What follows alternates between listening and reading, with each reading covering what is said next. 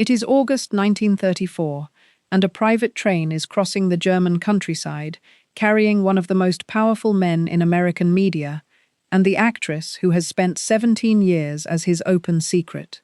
William Randolph Hearst has come to Europe on what he is calling a business trip.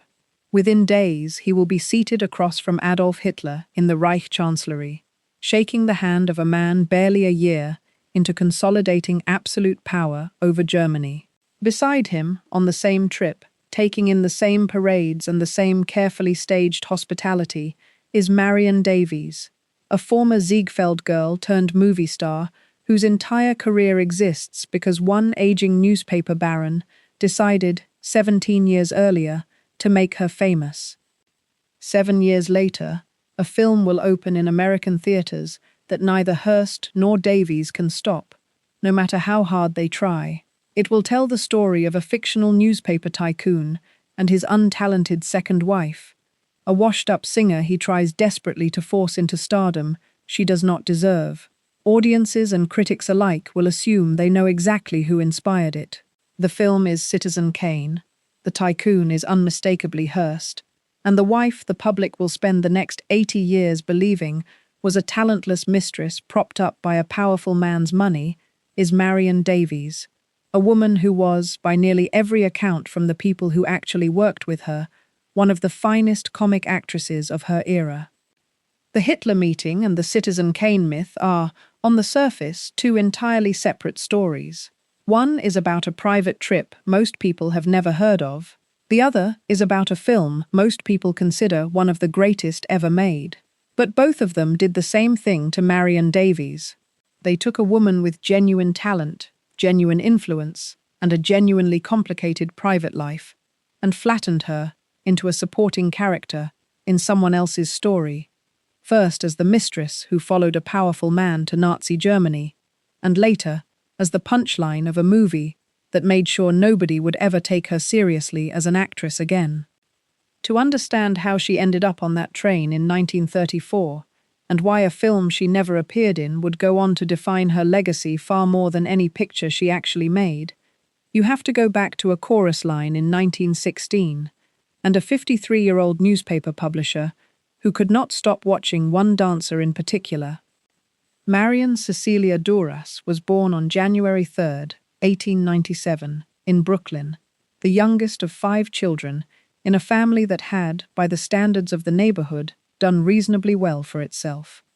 Her father, Bernard Duras, worked as a lawyer and eventually a judge in New York City.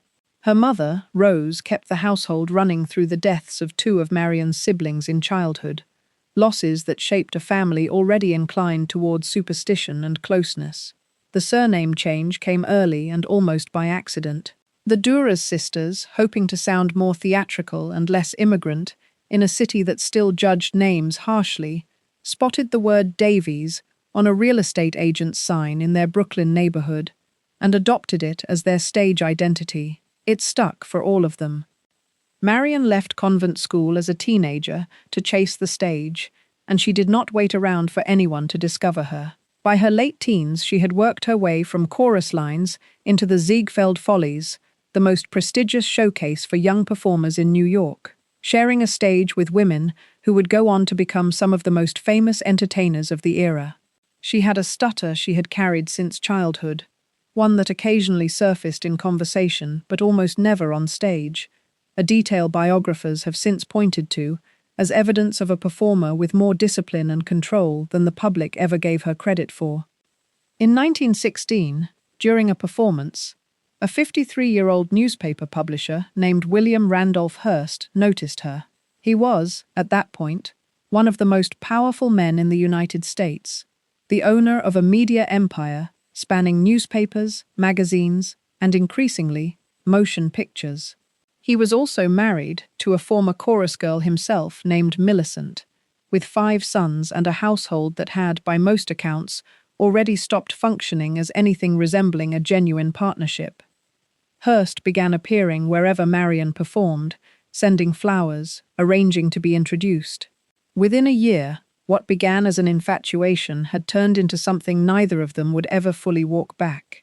Hearst started managing her career directly, and the woman who had once been an anonymous dancer in a chorus line was about to become one of the most talked-about figures in American entertainment, for reasons that would only occasionally have anything to do with her talent. If you're enjoying this story so far, don't forget to hit the like button and subscribe. Drop a comment telling me where in the world you're watching from. I love hearing from you. Hearst did not simply date Marion Davies.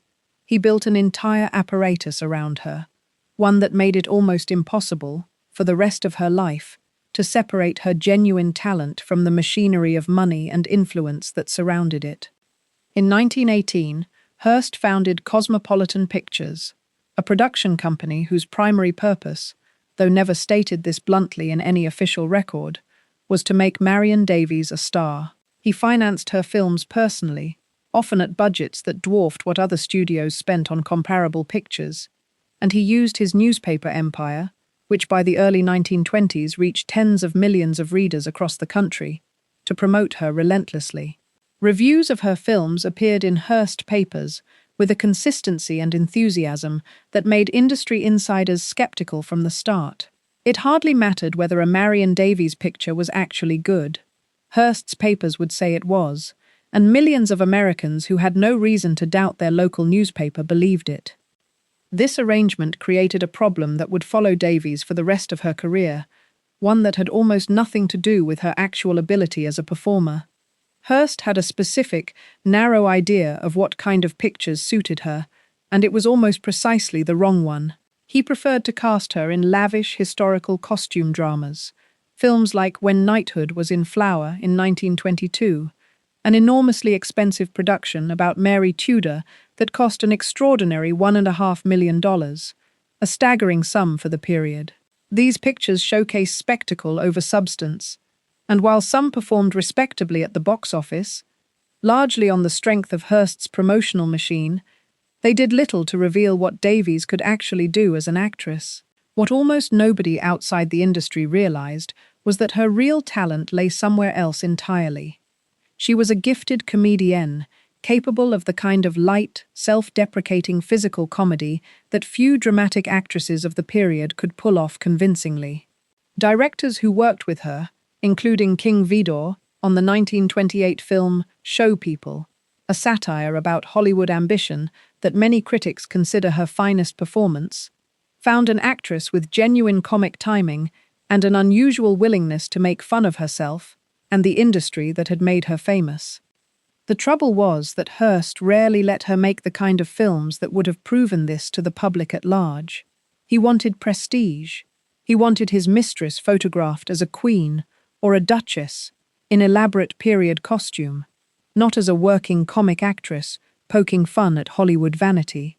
The mismatch between what audiences occasionally glimpsed of her real talent and what Hearst insisted on producing meant that even at the height of her career, Marion Davies never fully escaped a public perception that she was less an actress in her own right than an expensive hobby belonging to a powerful man. Alongside the films came the parties, and by the mid-1920s, those parties had become as central to Davies's public identity as anything she appeared in on screen. Hearst had begun construction on an enormous estate along the California coast near San Simeon, a property that would eventually sprawl across more than 100 rooms, and Davies became its de facto hostess, presiding over gatherings that drew the entire spectrum of Hollywood's elite, alongside politicians, foreign dignitaries, and occasionally figures whose presence would later look considerably more troubling in hindsight. Guests recalled costume parties with elaborate themes, an entire private zoo on the grounds, and an atmosphere that mixed genuine warmth. Davies was consistently remembered as an unusually generous and down-to-earth hostess despite her wealth, with the underlying strangeness of an arrangement everyone attending understood, but nobody discussed directly. A married man in his 60s hosting alongside a mistress 3 decades his junior in a household his actual wife had long since stopped being part of. It was at one of these gatherings, aboard Hearst's yacht in November 1924, that the darkest and most persistent rumor of Davies's life took root. Film producer Thomas Ince fell suddenly ill during a weekend cruise and died days later. and the circumstances surrounding his death remained murky enough that speculation filled the vacuum almost immediately.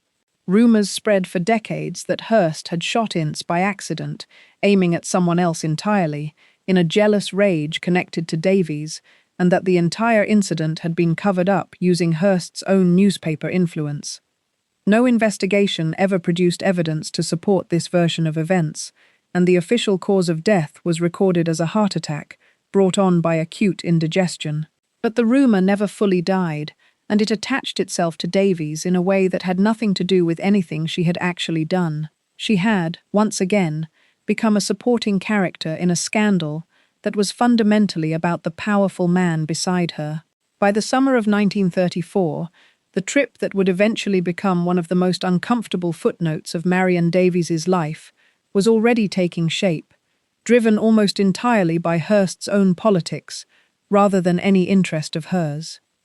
Hearst had spent the early 1930s watching the rise of fascism in Europe, with an attitude that ranged from cautious admiration to outright business calculation. He was, by the standards of American press barons, deeply skeptical of the political left, had used his newspapers for years to campaign against socialism and Soviet communism, and had grown fascinated by the idea that European strongmen like Mussolini and increasingly Hitler represented a kind of decisive, efficient governance that a sprawling democracy like the United States seemed incapable of producing. He was not alone in this.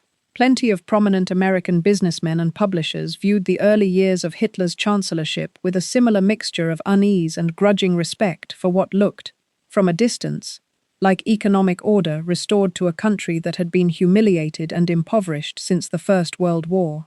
Hearst's specific interest in 1934 was partly financial.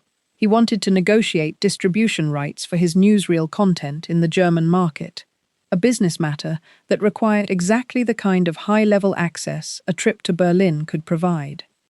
Davies came along the way she generally did, as part of the entourage that travelled with Hearst, wherever his business took him, alongside his 3 adult sons, their wives, and a rotating cast of Hollywood friends and hangers-on. There is no evidence in any account from the period that she had any political interest in the trip herself, or any particular opinion about the German government one way or the other. She was, by this point in her life, a wealthy, famous woman in her late 30s, decades removed from the Brooklyn chorus line where she started, traveling because that was simply what her life with Hearst had become. Photographs and newsreel footage from the trip show her smiling through a series of staged public appearances, dressed elegantly, behaving with the same easy warmth that had made her popular at San Simeon parties for over a decade. The meeting itself, arranged through Hearst's German contacts and eventually granted by the regime directly, took place at the Reich Chancellery.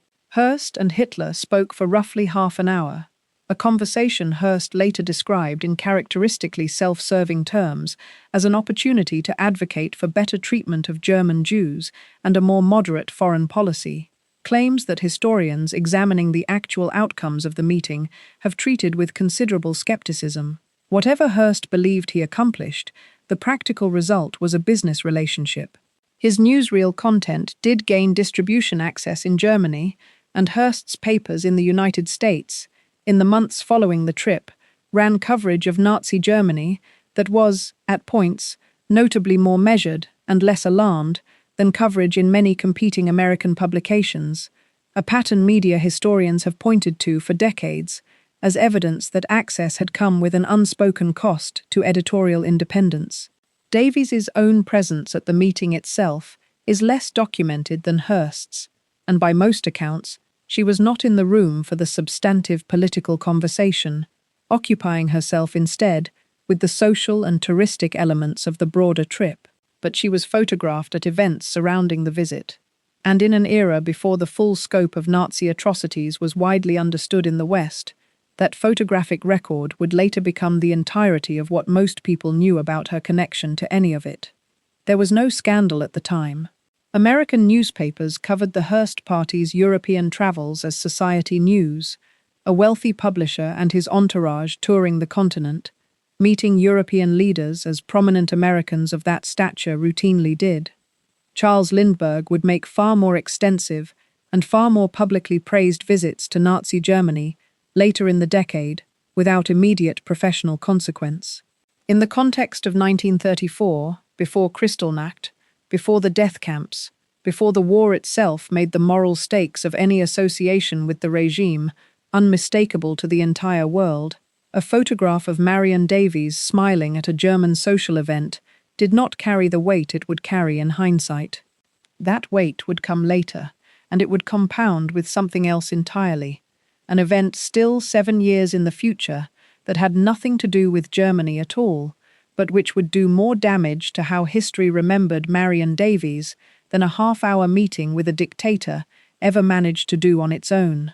In 1941, 7 years after the Hitler meeting, a 25-year-old wunderkind named Orson Welles released a film that Hearst tried, by every means available to him, to bury before it ever reached a theatre. He failed, and in failing, he inadvertently guaranteed that Marion Davies would spend the rest of her life, and the 80 years after her death, fighting a version of herself that had never actually existed.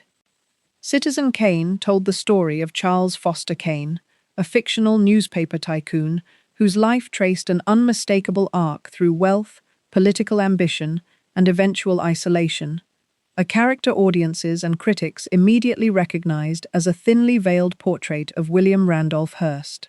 Buried inside that portrait was a second character who would do far more lasting damage to a real woman's reputation than the film's treatment of Hearst himself ever did to his. Susan Alexander Kane, Charles Kane's second wife, is portrayed as a marginally talented singer whom Kane, obsessed with proving his own influence, forces into an opera career she is neither suited for nor interested in pursuing, funding a lavish opera house and enduring humiliating reviews rather than accept that his money cannot manufacture genuine talent. The character is shrill, untalented, and ultimately trapped, a woman whose entire public identity exists because a powerful man decided to manufacture it. Audiences in 1941 made the connection almost instantly, and the comparison has followed Marion Davies ever since. The parallels seemed, on the surface, undeniable. A powerful newspaperman, a mistress he promoted relentlessly through his own media empire, an enormous, ostentatious estate standing in for San Simeon. The problem, one that took decades of film historians and biographers to properly untangle, is that almost none of it actually matched who Marion Davies was, or what her career had actually looked like. Susan Alexander Kane is depicted as fundamentally without talent, a woman whose career exists purely as an extension of her husband's ego and money. Marion Davies, by the accounts of virtually everyone who worked alongside her, was the opposite. Directors, including King Vidor, described a gifted comic performer with genuine instincts, capable of self-deprecating physical comedy and sharp timing that had nothing to do with Hearst's influence and everything to do with years of stage training in the Ziegfeld Follies before Hearst ever entered her life. Charlie Chaplin, who knew her personally through the Hollywood social circuit, praised her comic gifts specifically, and contemporary reviews of her genuine comedic work, films like Show People and The Patsy, consistently singled out her performances as the best part of otherwise unremarkable pictures. The tragedy embedded in the Citizen Kane comparison was not that it was cruel. It was that it took the one part of Marion Davies's public life that had actually been manufactured by Hearst's money and influence, the lavish costume dramas he insisted on producing, rather than the comedies she excelled at, and presented it as the entirety of who she was, erasing the genuine talent underneath, almost completely. Orson Welles himself, decades later, acknowledged as much, stating publicly on more than one occasion that Susan Alexander Kane was not intended as a direct portrait of Davies, and that he regretted the degree to which the public conflated the two. By then, the damage had long since calcified into cultural consensus. Hearst, for his part, responded to the film with the full weight of his media empire, attempting to suppress its release entirely, pressuring theatre chains not to screen it, and ensuring his newspapers refused to review or advertise it. The campaign backfired in the way these campaigns typically do, generating exactly the kind of curiosity and critical attention that guaranteed the film's eventual status as one of the most celebrated works in American cinema. Hearst succeeded in delaying and limiting its initial box office. He failed entirely at preventing it from becoming, within a generation, the primary lens through which the public would understand both his own life and Marion Davies's. What makes this particularly bitter, in the context of everything that came before it, is the timing. By 1941, Marion Davies had already spent 7 years carrying the quiet weight of a photograph from a German chancellery, a trip she had barely participated in politically, but which nonetheless attached itself to her public record. Now, in the same decade, a film she had no involvement in making would attach itself even more permanently, reducing an entire career of genuine comic talent into the image of an untalented mistress propped up by a powerful man's money. Two associations, 7 years apart, neither one an accurate reflection of who she actually was, and both destined to outlast every film she genuinely starred in. The final decade of Marion Davies's life with Hearst tested a loyalty that had, by that point, survived over 20 years of scandal, and it revealed something about her character that the Citizen Kane myth had gone out of its way to obscure. When Hearst's empire nearly collapsed financially in the late 1930s, buried under debt accumulated through decades of extravagant spending on newspapers, art, and the construction of San Simeon, it was Marion Davies, not any of his 5 sons or his estranged wife, who quietly handed over more than $1 million of her own money to help stabilize his finances. It was, by any measure, an extraordinary act for a woman the public still largely understood as a kept mistress, living entirely off a wealthy man's generosity. The truth, largely invisible to the public at the time, was closer to the opposite. Davies had built substantial personal wealth of her own through savvy real estate investments in Southern California, made independently of Hearst's fortune, and when the man who had shaped her entire adult life needed help, she used that independent wealth to protect him rather than protect herself. Hearst's health declined steadily through the 1940s, and Davies remained by his side through years that grew progressively more difficult, managing his care as his once formidable presence diminished into frailty. He died on August 14, 1951, at the Beverly Hills home the couple shared, with Davies absent from the room in his final moments, a detail that would become one of the more painful footnotes of their 34-year relationship. Hearst's family, according to several biographical accounts, moved quickly in the hours surrounding his death to ensure Davies was not present when he passed, a final assertion of control by relatives who had spent decades resenting her place in his life, even as they had never managed to end it.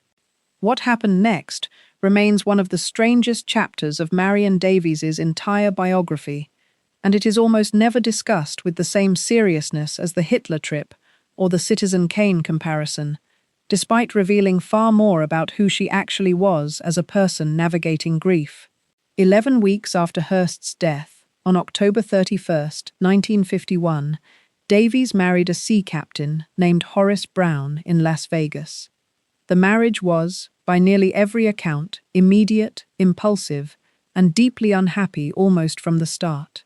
Brown drank heavily, and so, increasingly, did Davies, who had struggled with alcohol for years, a struggle biographers have connected to the isolation and strange social position she occupied for decades as a famous woman who was never quite permitted to be an equal partner in the relationship that defined her public life. The details of the marriage that survive are almost absurd in their specificity. Davies filed for divorce from Brown twice and never followed through on either attempt. In 1952, when the gossip columnist Hedda Hopper contacted the couple directly to ask about rumors of their marital troubles, Brown gave an interview cataloguing his own offenses against his wife, with a bluntness that stunned readers at the time. He admitted to buying a monkey that had bitten her, shooting out lights at her sister's property, pushing her into their swimming pool, spraying her friends with a fire hose, and letting the air out of every tire on their cars. all in the course of what appears to have been an ongoing pattern of erratic, alcohol-fueled behavior. Davies, after listening to her husband confess to all of it live on the phone with a national gossip columnist, took the receiver from him and told Hopper she was taking him back anyway, ending the call by saying that at least they all still had a sense of humor about it. It would be easy to read the Brown marriage as simple tragedy, a woman who had spent 3 decades as an unmarried mistress, finally securing a legal husband, only to find herself trapped in something considerably worse. Several biographers have offered a more complicated reading, suggesting the marriage functioned less as a genuine romantic partnership than as a kind of chaotic distraction, something loud and dramatic enough to occupy the enormous silence Hearst's death had left behind. Whatever the truth of her motivations, Davies remained married to Brown until her own death a decade later, never following through on either divorce filing, choosing, as she had with nearly every difficult chapter of her life, to simply endure it with the same private discipline the public had never fully credited her with having. Thank you so much for watching until the end. If you loved this story, check out the other videos on your screen now. I think you'll really enjoy them. And don't forget to subscribe if you haven't already. See you in the next story. Marion Davies spent her final decade doing the 2 things almost nobody associated with the Citizen Kane caricature would have predicted. She gave away enormous sums of money to sick children, and she quietly began to be taken seriously again, by exactly the kind of critics who had spent decades dismissing her as a footnote to a more famous man's life. The Philanthropy had actually started years earlier, largely unnoticed by a public more interested in her relationship with Hearst than in what she did with her own fortune. Throughout the 1920s, Davies had donated well over $1 million to children's charities, a level of giving remarkable for any private individual of the period, let alone one the press consistently framed as a frivolous, kept woman. That pattern accelerated in her later years. In 1952, the year after Hearst's death, she gave nearly $2 million to establish a children's medical clinic at UCLA, a facility that would eventually be renamed, but which stood for decades as one of the more significant acts of medical philanthropy in Southern California, funded entirely by a woman whose obituaries, when the time eventually came, would still lead with her relationship to a newspaper baron, rather than with the hospital wing bearing her name. She continued this work through the Marion Davies Foundation, directing resources specifically toward fighting childhood diseases, a cause biographers have connected to the loss of her own brother Charles, who drowned at 15 when Marion was still a child herself, a grief the family carried for the rest of their lives. Her health began failing in the mid-1950s. A minor stroke in 1956 left friends noticing a change in her energy that never fully reversed, and she joked to those around her, with the same self-deprecating humor that had defined her best comic film performances decades earlier, that the blondes of her generation seemed to be falling apart one by one. She remained politically active even as her health declined, notably campaigning for John F. Kennedy's presidential run in 1960, a detail that sits oddly alongside the 1934 Hitler photograph that had followed her for nearly 3 decades by that point. Evidence, if anyone had been paying closer attention, that the woman in that photograph had never been the political figure the image implied. Marion Davies died on September 22, 1961, at her home in Los Angeles, of a form of bone cancer that had spread through her jaw. She was 64 years old and had remained married to Horace Brown, despite everything, until the end. She was buried at Hollywood Forever Cemetery, in a mausoleum bearing the Dara's family name, rather than the Davies stage name the sisters had invented from a real estate sign decades earlier. A quiet, final detail, suggesting that whatever the public had made of Marion Davies over 4 decades of fame and scandal, the family itself remembered something closer to the Brooklyn chorus girl who started it all. For most of the following decades, her obituary framing largely held. She was remembered, when she was remembered at all, as Hearst's mistress, occasionally as the presumed inspiration for Susan Alexander Kane, rarely as an actress whose actual body of work anyone bothered revisiting. That began to change gradually, starting in the 1970s and accelerating through subsequent decades. As film historians working through archival prints of her comedies, pictures that had been largely unavailable to general audiences for years, started making the case that the Citizen Kane comparison had done her a genuine disservice. Restorations and retrospectives of Show People and The Patsy introduced new generations of critics to a performer whose comic instincts held up remarkably well against the more celebrated comedians of her era, and film scholars increasingly began treating her not as a cautionary footnote in someone else's biography, but as a genuinely significant, underappreciated figure in early Hollywood comedy who had simply had the misfortune of being loved by the wrong powerful man at the wrong moment in cultural memory. What makes Marion Davies' story different from most tales of powerful men and the women who orbit them is not that she was eventually vindicated. Plenty of women erased by more famous men's legacies never get that chance. It is that the two events that did the most lasting damage to how history remembered her, a half-hour meeting she barely participated in and a film she never appeared in at all, had almost nothing to do with anything she actually did. She spent 34 years loyal to a man who could never fully make an honest woman of her, gave away millions to children she never met, held her own financially stable enough to bail out an empire when it nearly collapsed, and produced comic performances that critics decades later would call genuinely brilliant.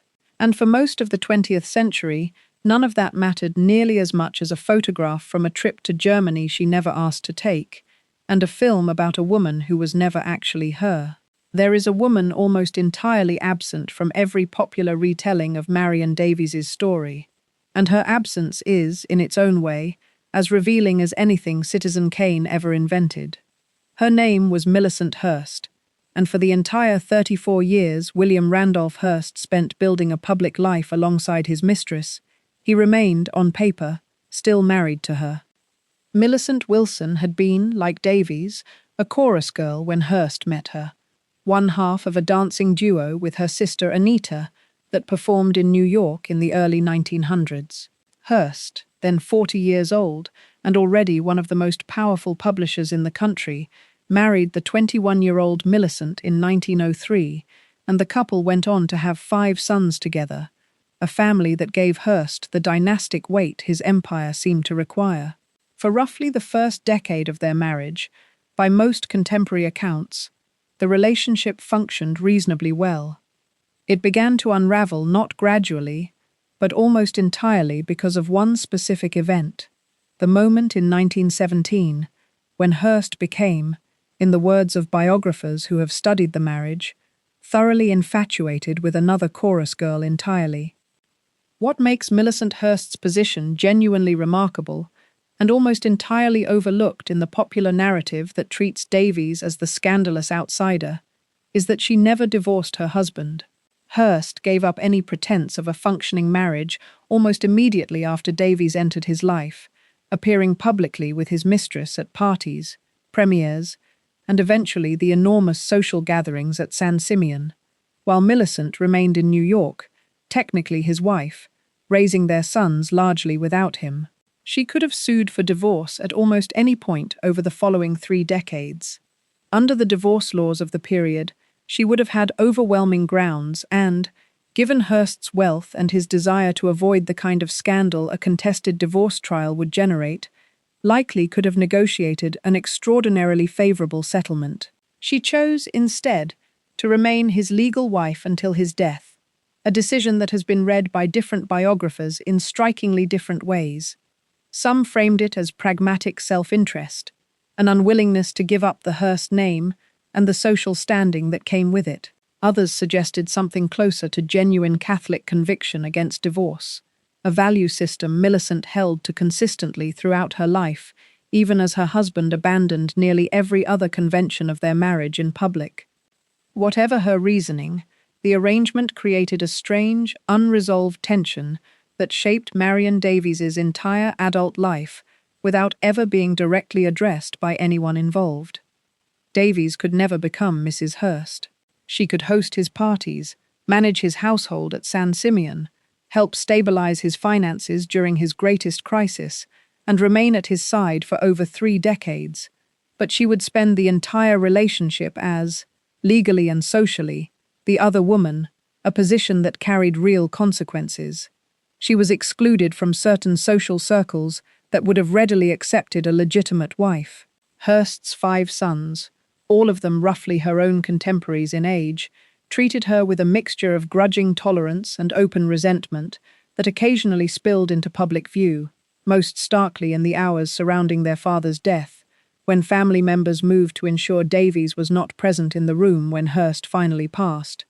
A final assertion that whatever role she had played for 34 years, she was never going to be treated as family in the moment that mattered most.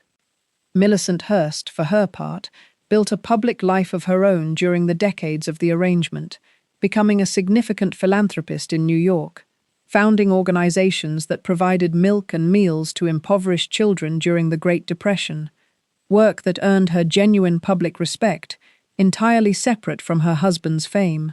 She never remarried after Hearst's death in 1951, living another 23 years as his widow in the fullest legal sense, a title Marion Davies, despite everything, never held. When Millicent herself died in 1974, obituaries noted her charitable legacy first and her husband's infamous mistress second, if they mentioned Davies at all.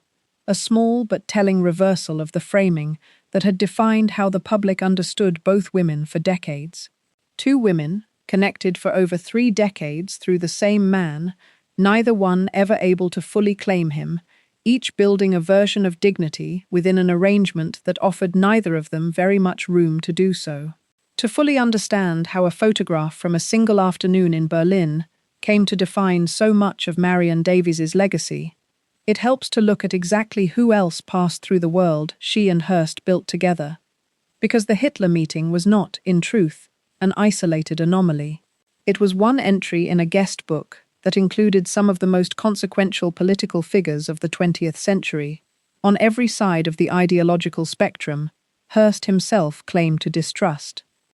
San Simeon, the enormous estate Hearst had spent decades constructing along the California coast, functioned throughout the 1920s and 1930s as something closer to a private diplomatic salon than a simple Hollywood party house. Winston Churchill, then a British politician between cabinet positions and still years away from leading his country through the war that would define his legacy, visited the estate in September 1929, with Millicent Hearst, still technically the lady of the house despite her estrangement from her husband, serving as hostess for the occasion. Davies, by that point firmly established as Hearst's actual partner in daily life, would have been present for many of San Simeon's grandest gatherings across the following decade, hosting a guest list that ranged from sitting American presidents to European aristocracy to virtually every major star working in Hollywood at the time. Calvin Coolidge visited. Charles Lindbergh, whose own later admiration for Nazi Germany would eventually cost him considerable public standing, was a regular presence. The estate operated, in effect, as a neutral meeting ground where Hearst could extend his considerable influence across politics, business, and entertainment simultaneously. And Davies, whatever her own political convictions may or may not have been, sat at the center of that web, simply by virtue of being the woman who ran the household. This context matters enormously for understanding the 1934 Germany trip, because it places that single meeting inside a much larger pattern, rather than treating it as an isolated lapse in judgment. Hearst was not a man who suddenly developed an interest in authoritarian European leaders in 1934. He had spent years cultivating relationships across an extraordinarily wide ideological range, driven less by any coherent political philosophy than by an instinct for proximity to power itself, wherever that power happened to reside. His newspapers had, at various points through the 1920s and 1930s, run coverage sympathetic to Mussolini's Italy, skeptical of the New Deal's expansion of federal government, and increasingly wary of what Hearst characterized as the growing threat of international communism, a preoccupation that shaped his editorial instincts more consistently than any specific loyalty to fascism itself. The Hitler meeting fit a pattern Hearst had already established. Access purchased through proximity, extended in 1934 to a regime whose true trajectory the world had not yet fully reckoned with. Davies's position inside this pattern was, as it had been throughout her adult life, that of a woman present at events shaped entirely by a man's ambitions rather than her own. There is no evidence across any biography, any surviving correspondence, or any account from those who knew her that Marion Davies held meaningful political convictions of her own during this period, in either direction. Friends and colleagues who left recollections of her consistently described someone whose interests ran toward children's charities, Hollywood gossip, practical jokes at San Simeon costume parties, and the genuine work of making people laugh on screen, rather than toward the geopolitical calculations occupying the men around her. This absence of political engagement, which in a different context might read as simple disinterest, took on far greater weight once the 1934 photograph became attached to her public record, because it meant she had almost no framework of her own with which to explain or defend her presence on that trip after the fact. She had gone to Germany because that was where Hearst's business had taken him, the same reason she had gone virtually everywhere for 17 years by that point, and the absence of any independent political voice on her part left the photograph to speak for itself in a way that flattened an apolitical socialite into something that, in hindsight, looked considerably more deliberate than it likely ever was. It is worth remembering, too, that the moral clarity available in hindsight simply did not exist for most Americans in August 1934. The Nuremberg laws stripping German Jews of citizenship were still more than a year away. Kristallnacht was 4 years in the future. The death camps that would come to define the absolute moral horror of the regime were still unimaginable to the vast majority of people, American or European, who encountered Hitler's Germany in its early years as a curious, disciplined, economically recovering state, rather than the engine of genocide it would become. None of this excuses the trip, and none of it erases the discomfort of the photographs that survive from it. But it does explain why, at the time, a socialite touring Europe with her wealthy, apolitical companion generated society page coverage rather than outrage, and why the full weight of that photograph would only settle onto Marion Davies decades later, once the world finally understood exactly what it had been looking at. Thank you so much for watching until the end. If you loved this story, check out the other videos on your screen now. I think you'll really enjoy them. And don't forget to subscribe if you haven't already. See you in the next story.